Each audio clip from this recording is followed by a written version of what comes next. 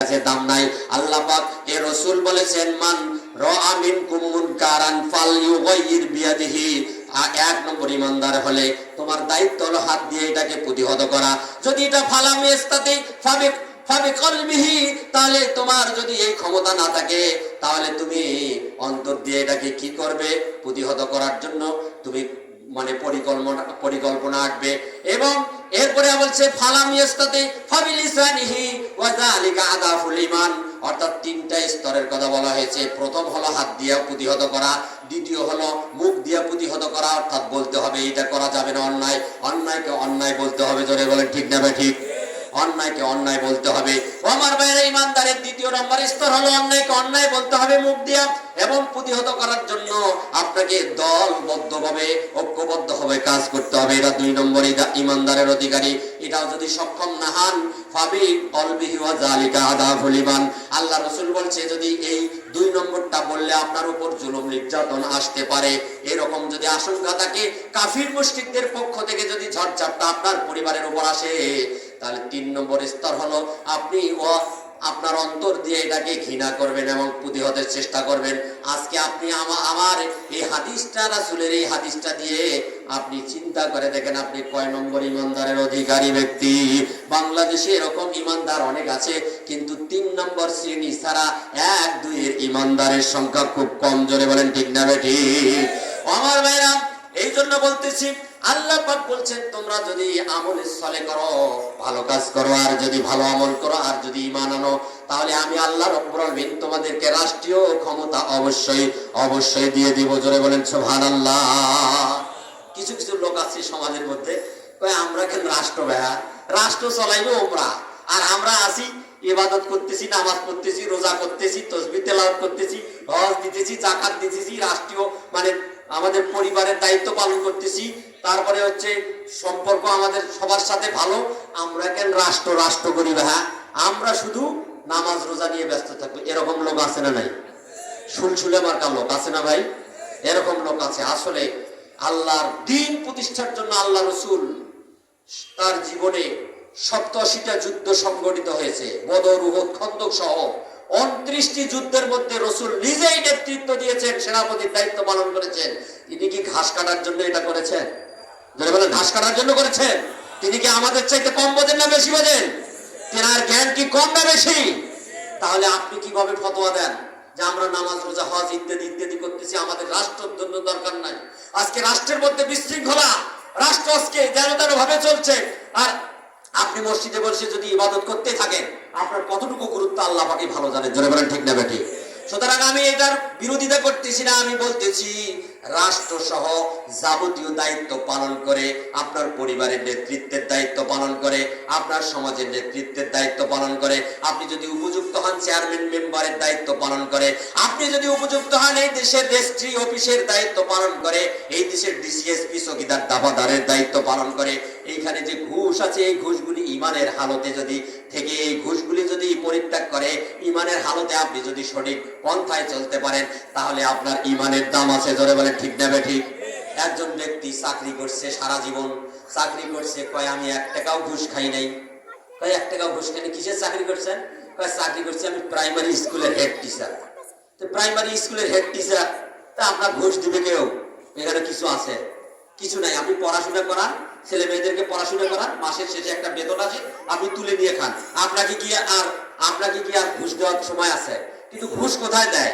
যেখানে হাজার হাজার কোটি কোটি টাকা লেনদেন হয়, একটা জমি রেজিস্ট্রি হয় ৫ কোটি টাকার জমি, এইখানে আটকে আছে, এখানে যদি মানে ২ লক্ষ ৫ লক্ষ টাকা দেন তাহলে ওই জমিটা পার হয়ে যায়, রেজিস্ট্রি হয়ে যায়। এইখানে যদি আপনি ইমানদারের দাবির পরিচয় দেন যে না আমি এই অন্যায় ভাবে এই টাকা গ্রহণ করব না, যদি এইটা যদি আপনার ইমানের হালতে হয়, তাহলে এইখানে আপনি যদি ঠিক থাকতে পারবেন তাহলে আপনি একজন ইমানদার। জোরে বলেন ঠিক না বেঠিক? সম্মানিত ভাইরা, তাহলে ইমানদার আমাদেরকে হতে হলে আমাদের প্রকৃতভাবে ইমানের হালতে আমাদের থাকা দরকার আছে না নাই? জোরে বলেন আছে না নাই?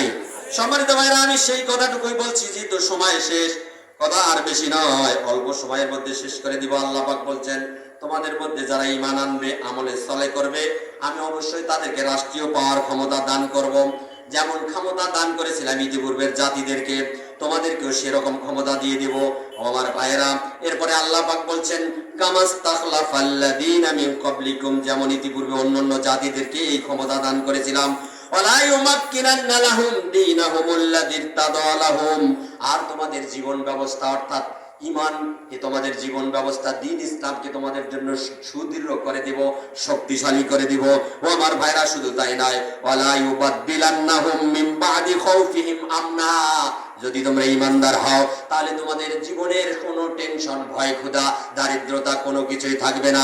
তোমাদেরকে আমি আল্লাহ রাব্বুল আলামিন নিরাপত্তা দান করে দিব। ও ভাইরা, কে বলেছেন এই কথা? জোরে বলেন, কে বলেছেন? এই কথার মধ্যে সন্দেহ আছে? কোনো সন্দেহ নাই। আল্লাহ পাক বলছেন তোমরা যদি ঈমান আনো, আমলে সলে করো, ভালো কাজ করো, তোমাদের জীবন ব্যবস্থা ইসলামকে সুদৃঢ় করে দিব। শুধু তাই নয়, তোমাদের রাষ্ট্রীয় ক্ষমতা দিব, এরপরে তোমাদেরকে রাষ্ট্রীয় নিরাপত্তা দান করব।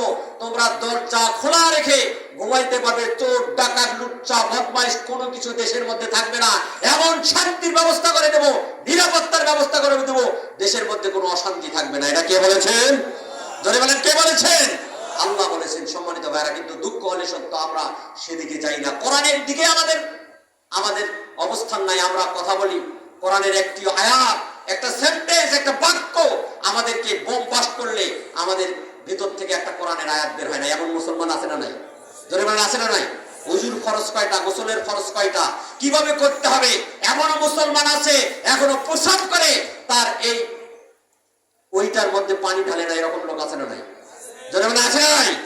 সম্মানিত ভাই, তাহলে মুসলমানরা কোথায় আজকে সেই নেতৃত্ব ফিরে পাবে, কোথায় শান্তি পাবে?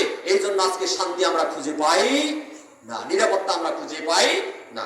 ও আমার ভাইরা, আল্লাহ পাক বলছেন ইয়াবুদুনানি লা ইউশরিকুনা বিশাইআ, তোমরা একমাত্র আমার ইবাদত করবে। আল্লাহ বলছেন তোমরা আমার ইবাদত করবে, লা ইউশরিকুনা বিশাইআ, আমার সঙ্গে কাউকে শরীক করবে না। আমরা শরীক করে ফেলি। আমরা বলি কি, আমার বেটা বিদেশে থাকে, এইবার যদি এই 2 লক্ষ টাকা না পাঠাইতো আমি মরেই যেতাম, এরকম কথা বলি কি বলি না? আমার চাকরি যদি এইবার না হইতো তাহলে আমার মরেই যেতাম, আমার পরিবার অসহায় হয়ে যেত। এরপরে অনেক কথা আছে যেগুলি শিরকের মধ্যে পড়ে, এই কথাগুলি বলি, আল্লাহর সঙ্গে শরীক করি, এটা হলো শিরকের অপরাধ। ও আমার ভাইরা, শিরকের অপরাধ আল্লাহ মাফ করবেন না। ইন্নাশ শিরকা লা যুলমুন আযীম, শিরক হলো মস্ত বড় অপরাধ। শিরক ছাড়া যত গুনাহ আছে তওবা করলে আল্লাহ সব মাফ করবেন। তবে শিরক করলেও কেউ যদি তওবাতুন নাসুহা, প্রকৃত তওবা করে আল্লাহ সেটাও মাফ করতে পারেন। জোরে বলেন সুবহানাল্লাহ। ও আমার ভাইরা, এইজন্য আল্লাহ পাক বলছেন লা ইউশরিকুনা বিহি শাইআ, আল্লাহ পাক বলছে কোনো কিছুকে আমার সঙ্গে শরীক করবে না। শরীক শিরক মুক্ত ইবাদত করে যদি তোমরা আসতে পারো, আমি আল্লাহ রাব্বুল আমিন তোমাদেরকে এমন একটা জান্নাতে প্রবেশ করাবো, যে জান্নাতের তলদেশ দিয়ে ঝর্ণা প্রবাহিত। সেই জান্নাতে আমরা যেতে চাই ভাই? জান্নাতে যেতে চাই? কারা কারা যেতে চাই একটু হাত তুলে দেখান দিই, কারা কারা যেতে চাই? লিল্লাহি তাকবীর, লিল্লাহি তাকবীর। আল কোরআনের আলো সারা বিশ্বে জানো, লিল্লাহি তাকবীর। সম্মানিত ভাইরা, আল্লাহর সাথে যদি সাক্ষাৎ করতে চান 2টা কাজ করতে হবে। একটা হলো শিরক মুক্ত ইবাদত, আর একটা হলো আমলের সলে। শিরক মুক্ত ইবাদত আর আমলের সলে নিয়ে যদি যাইতে পারেন, আমলের সলে কি একটু ব্যাখ্যা দিলে বুঝতে পারবেন। আমলের সলে ভালো কাজ। ভালো কাজ কেমন? ক্ষুদ্র যদি হয়, আপনি রাস্তা দিয়ে যাইতেছেন, এই যে বিশ্ব রোড, এখন এই রাস্তার মাঝখানে একটা গাড়ি চলে যাচ্ছে, একটা মানে খড়ি লাকড়ি ছেড়েন না ভাই, এখানে যেহেতু শহর, গ্রাম তো নয়, শহর, একটা লাকড়ির গাড়ি চলে যাচ্ছে, হঠাৎ করে একটা ডুম, একটা হলো গাছের একটা টুকরা রাস্তার মাঝখানে পড়ছে, এটার অন্ধকারে আছে, হঠাৎ করে আরেকটা গাড়ি এসে ওখানে লেগে হঠাৎ করে সেই গাড়িটা একটা অ্যাক্সিডেন্ট, দুর্ঘটনা হয়ে লোক মারা যাইতে পারে। পারে কি পারে না? আপনি যদি ওই এলাকার লোক হন, অন্তত পক্ষে আপনার দৃষ্টিতে যদি ওই গাছের ডুমটা, ওই টুকরো যদি আপনি দেখেন, আপনার নৈতিক দায়িত্ব এটা সঙ্গে সঙ্গে সারিয়ে ফেলা। ধরে বলেন ঠিক না বেটি? এই জন্য কি খুব কষ্ট হবে ভাই? খুব কষ্ট হবে। এরপরে আপনি মনে করেন রাস্তার মধ্যে একটা গরু এক ভিড়া পায়খানা করে রেখেছে, গোবর ফেলে রেখেছে, ও আমার ভাইরা, একটা ইটের টুকরা পড়ে আছে, এই ইটের টুকরাটার মধ্যে যদি গাড়ি লেগে যায়, হঠাৎ করে মানুষ অ্যাক্সিডেন্ট হয়, দুর্ঘটনায় মরেও যেতে পারে। এরপরে যদি কবরের মধ্যে গাড়ির চাকা পিচ্ছিল হয়ে যদি দুর্ঘটনা ঘটে, মানুষ মরতে পারে। আপনার নৈতিক দায়িত্ব যদি আপনার এরিয়ার মধ্যে হয়, বাড়ির কাছে হয়, আপনার দায়িত্ব হলো ওই কাজটুকু আপনি নিজের দায়িত্বে ওইটা ফেলিয়ে দিবেন। করা কি খুব কঠিন?